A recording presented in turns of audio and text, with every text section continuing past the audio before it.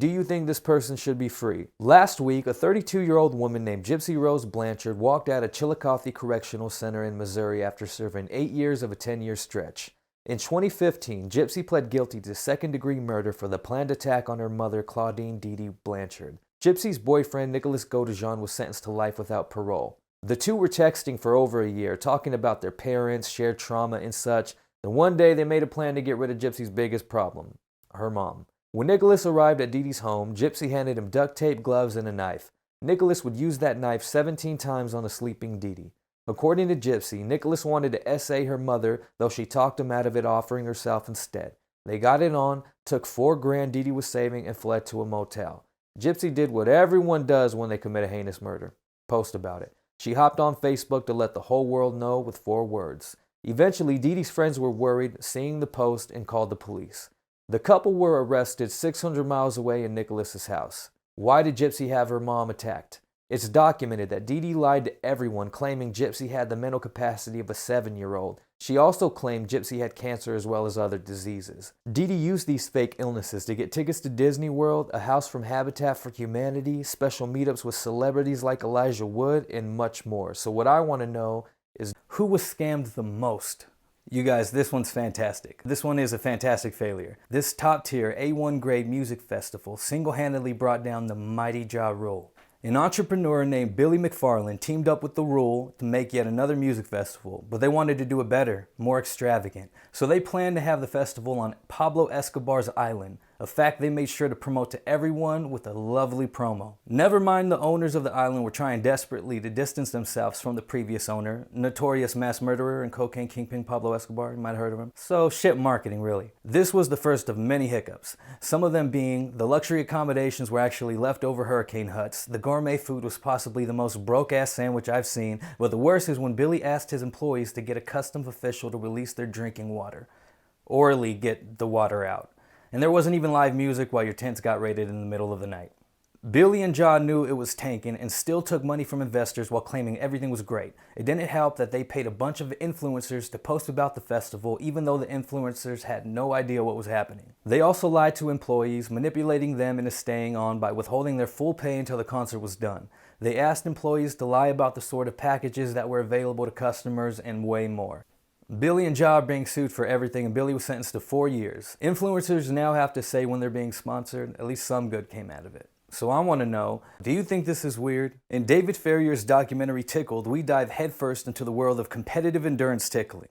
Yeah, it's actually pretty messed up. David hears of the sport, reaches out to the producer of the video, a company named Jane O'Brien Media, only to get back an email saying they won't work with a homosexual. David teams up with a television producer and they start blogging about the story. It goes viral, so Jane O'Brien Media sends 3 representatives to talk with the duo. All they do is bully David to drop the story. You know what David does? He follows the media representatives back to LA to a building where they believe tickling videos were being filmed, but they were denied entry. David spoke to previous participants in the competitions, and it's uglier than we thought. People who spoke out against Jane O'Brien had their friends called and told that the person speaking out was a homosexual or a sexual deviant. Others had their audition tapes posted without compensation or notice. Some had their personal information revealed and more. So I gotta know, how wrong is this? On the 13th of June, '94 in San Antonio, Texas, 13-year-old Nicholas Barclays was out shooting hoops with his buddies. He called home and asked his brother to have his mother pick him up. His brother Jason refused since their mom was asleep and told Nicholas to walk home. Nicholas would never make it back. Around 3 years later, the family received an unexpected call. Officials in Spain claimed to have Nicholas with them, having found him at a youth shelter. Physically, he was doing well, but mentally he was traumatized due to years of abuse. There was one problem. Nicholas didn't have brown eyes or an accent. Something was off. It was actually an imposter by the name of Frédéric Bourdon, born 1974 in France. Despite having different colored eyes and speaking with a French accent, the Barclay family, devastated by their loss, accepted him without speculation. Luckily, the imposter was found out and given 6 years. He impersonated other people, claiming that he's searching for love and affection. After he's discovered, the family of the true missing somehow find themselves dealing with their loss twice. Nicholas never came home.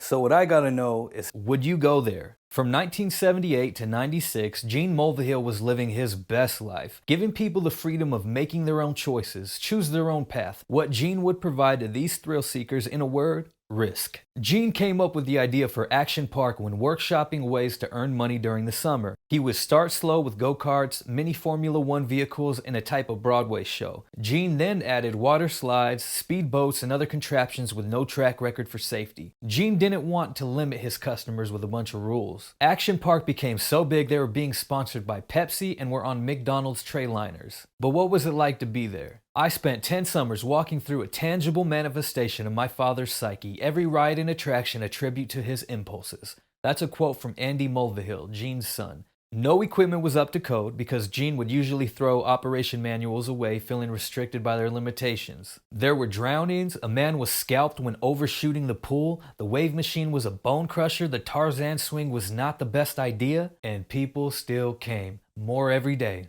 Finally, the state of New Jersey held a 3-day hearing to discuss the ongoing chaos. Eventually, the park was closed due to personal injury lawsuits. So what I gotta know is, how did she die? 3:30 Sunday morning, August 5th, 1962 in Brentwood, Los Angeles, Marilyn Monroe's bedroom light was still on. Unable to rouse her, her housekeeper Eunice called Monroe's psychiatrist Ralph Greenson. Still unresponsive, Greenson had to break a window to get in the room. There was an empty bottle of Nebudol on the floor. Monroe didn't make a sound. Marilyn Monroe had passed away at the age of 36. Instead of calling the police, Greenson was ordered by the studio to call her doctor who prescribed the pills. The cause of death, they said it was barbiturate overdose. However, there were no pills found in her stomach.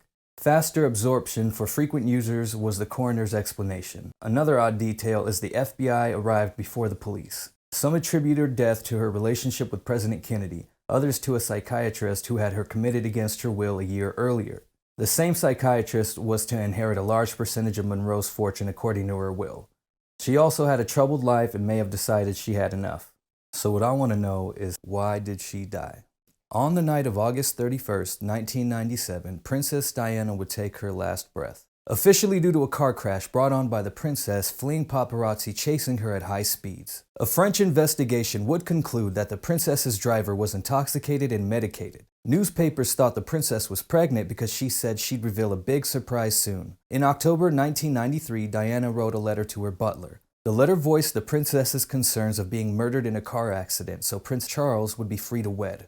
Prior to her death, the princess had experienced problems with her car. Mohammed Al-Fayed, father of the princess's new boyfriend, Dodi Fayed, claimed the royals could not accept that an Egyptian Muslim could eventually be the stepfather of the future King of England. There were no signs of pregnancy in at least 2 different tests. Even if I knew, I'd still ask.